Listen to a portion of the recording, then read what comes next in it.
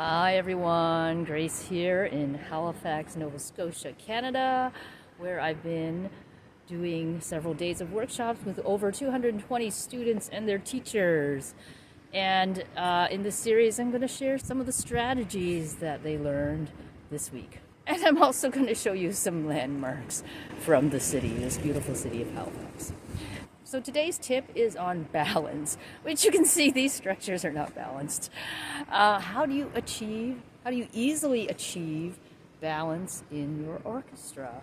So one of the challenges that one of the groups I worked with had was there were only 6 little cello players and 60 or 70 violins and violas. How do you achieve balance with that? It was going to be a challenge, but you know, actually it's not that hard to do. And usually the section that has the most challenges, or the sections, are the lower strings or even the violas, because their melody is at a lower pitch, and then the violins will have an accompaniment that's a higher pitch, and so the higher pitches naturally stick out more than the lower pitches. So the violins have to even work harder to play softer so that lowers the melody in the lower range will stick out.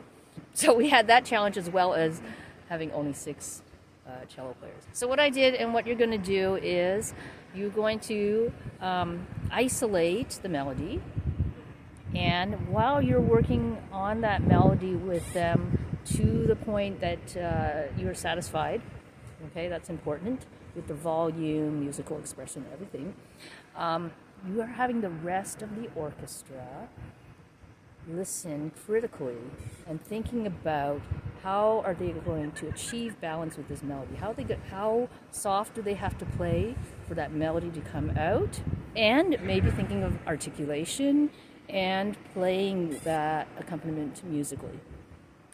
What you'll find is when you go back to having the whole group play together, it will instantly be a lot better. And then you can adjust by asking them, do you think that was too soft or too loud, or etc.? And they will be able to answer you. They will.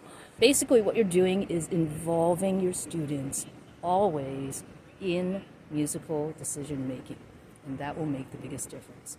And we were able to achieve balance with those 6 cellos in just 3 tries. All right, so give that a try with your orchestra and let me know how it goes. Also, if you're interested in learning more from me and diving right into my entire pedagogy, make sure you visit smartstringteacher.com and check out my teacher training options. All right, thanks a lot.